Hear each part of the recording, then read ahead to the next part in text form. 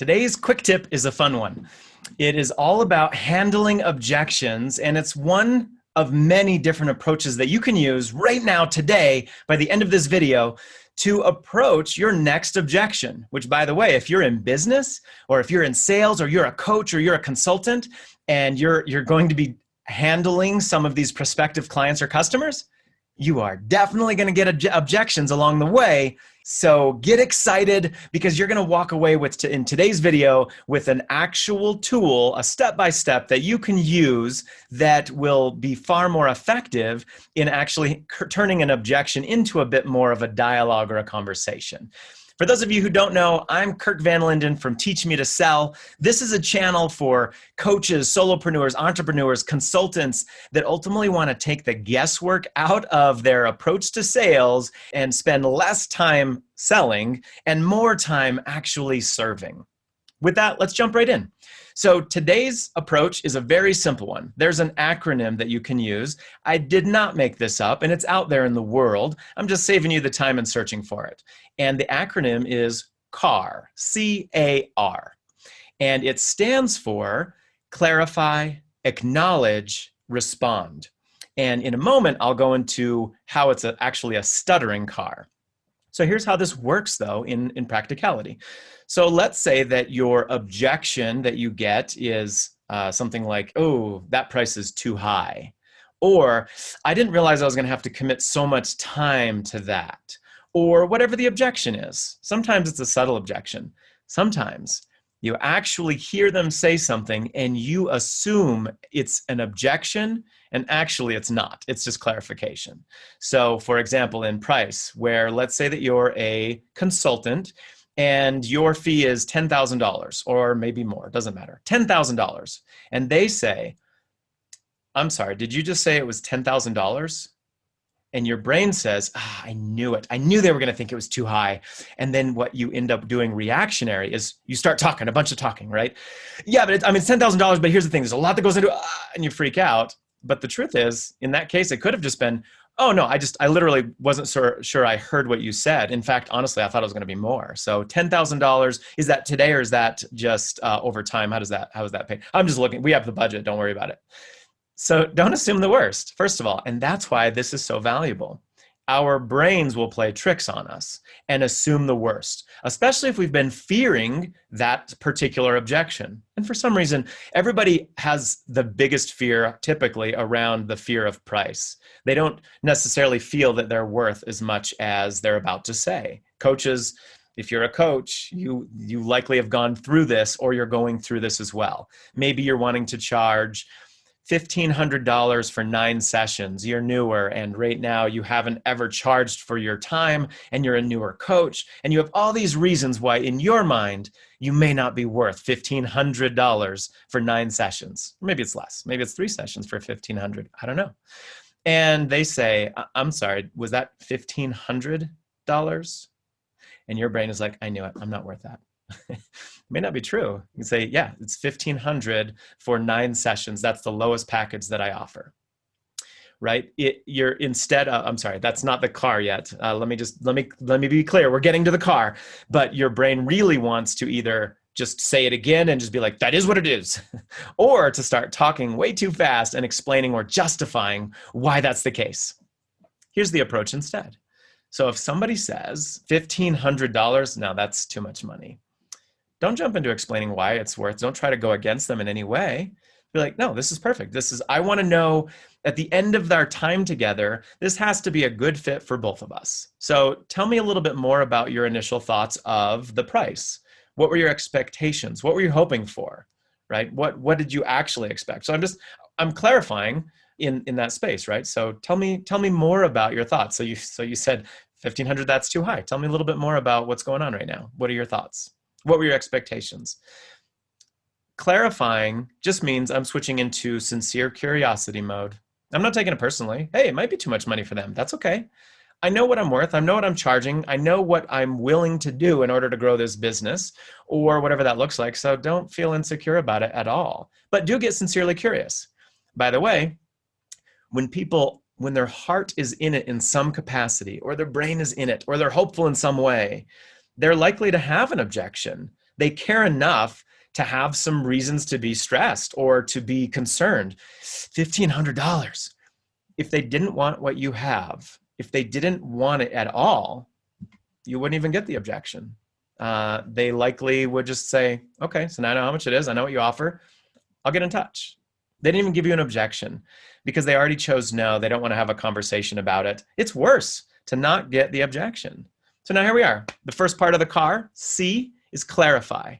The A is acknowledge, and the R is to then respond, right? So we've already clarified. They told us, yeah, I don't know why. I didn't really have a number in mind, but as soon as you said it, it was a little bit of sticker shock, right? And now that I've clarified and understand and find out what were their expectations, what does their budget for this look like, or whatever questions make sense. Now I can acknowledge. Now, if you're a coach watching this, acknowledge is just like you likely learned in training, where you're actually acknowledging, but you're not necessarily agreeing with. You're acknowledging it. So it might even just be appreciating them for telling you the honest truth. So you might say, hey, thank you for that. I really appreciate your candid response in that. And that really helps me understand kind of where you are right now, right? So I'm acknowledging that or it could be I'm just acknowledging that that's a real concern, right? So, that's a valid concern.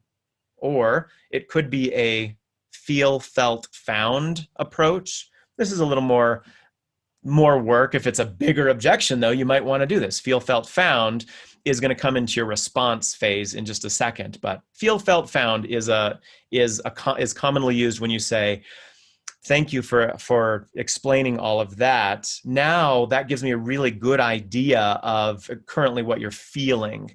Now, I do want to say that many people that I've worked with and that I currently work with today actually felt very similar in this very moment. And in looking back, what they found was that it wasn't an expense as much as it was an investment in order to get what they wanted, easier, faster, and with a higher probability of success. With that being said, it's up to you what you feel is most right for what you do next. My only job is to help you make an on-purpose educated decision, but I support whatever you decide to do from here, right? So that's kind of acknowledging and responding. The response part is pretty easy because that's what you typically would be jumping to first, right? Instead of now jumping into, yeah, it's $1,500, but my service is really good. They're very deep where I give you extra time if you need that. I'd even be willing to do a discount. Don't do any of that.